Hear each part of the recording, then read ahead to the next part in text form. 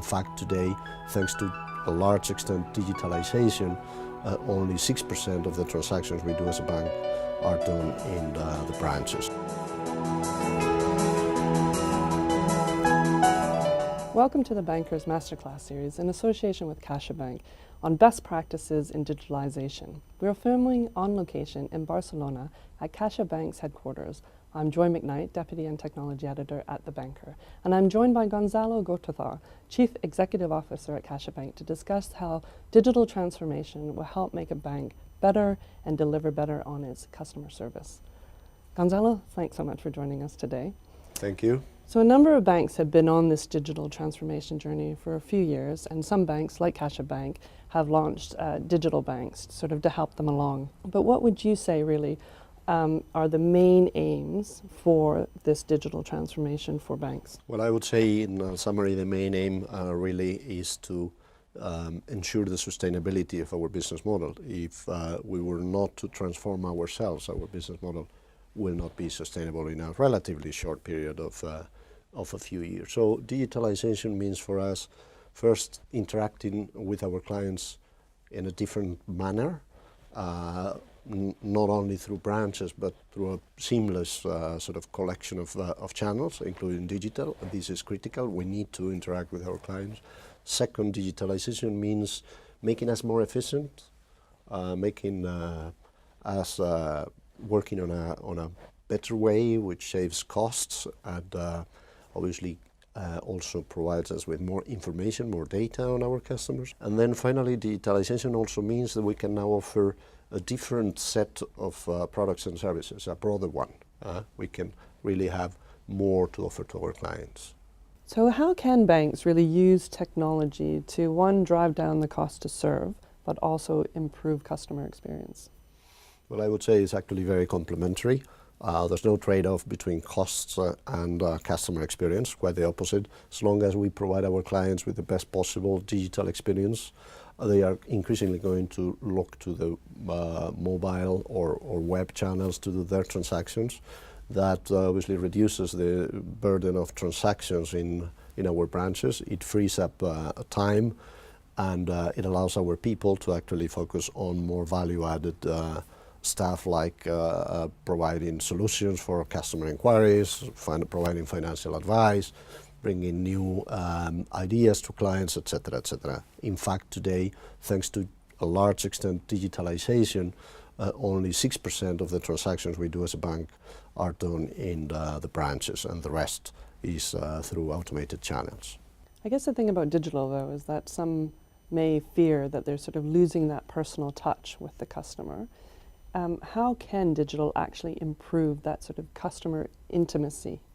Well, it should if we do it properly. And first, digital allows us to have more exposure with clients. And a good proportion of our clients will connect once or twice a day with us. So we have more touch points. We should have a better experience. Second, digital allows us to personalize our customer offering in a much more precise way. We can provide personalized financial planning. We can provide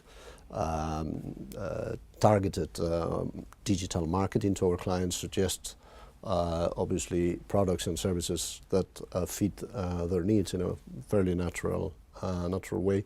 All this is positive for customer intimacy, but we think you need to add a third element onto it, which is the human one. We'd like our clients to have client manager, relationship manager. Clients tend to score us very highly when they have the appropriate personal reference point within the bank. Even though they may be fundamentally digital and behave digitally, they would always want to have also a touch point that is physical. Integrating that in the right manner, and we do it, for instance, through the wall in which clearly our clients that are navigating through our services and in the web page or through their mobile, they can actually ask immediately to be in touch with their client manager and make sure that the intimacy is not replaced because the human touch disappears completely. So what do you think that the end of the digital transformation journey will look like? That's a pretty good question and a very difficult answer. In fact, I don't know if it will end up in a way. It's a moving target. If we look at what has happened in the last 5-10 years and you project it forwards, the only thing I know is there will be significant change. But I have to say, I don't know exactly the final picture, neither the time in which this final picture will be final and if it will ever be final or will continue to change. One thing I know, or one thing I believe is that this final picture, the end of this journey, is going to have obviously machines and digital as a key ingredient, but also humans.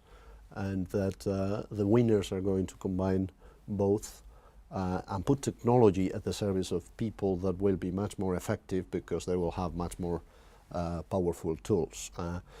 Digital is increasingly going mobile, and as long as that platform doesn't change, we think the future will be fundamentally mobile in terms of interactions. Voice will play a key role in terms of interacting with the mobile platform. Certainly, people will be critical, and for many years, I think they will tend to organize themselves in branches, which will be centers of excellence, where we have people being able to provide advice to clients and obviously to solve client problems. This is at least how I see it in terms of some of the key ingredients, human and digital together. And certainly when I look at it from the point of view of our bank, I think we, as an incumbent bank, we have the clients with us, we have the reputation with us, we have the broad, very broad offering of financial services. We have the data from clients. If we work in an agile way and we continue to adapt ourselves and we keep our very talented team evolving towards value add versus transactional banking, will certainly be part of that journey up until the end. Excellent. Thank you so much for your insights, Gonzalo. Thank you. It's my pleasure as always.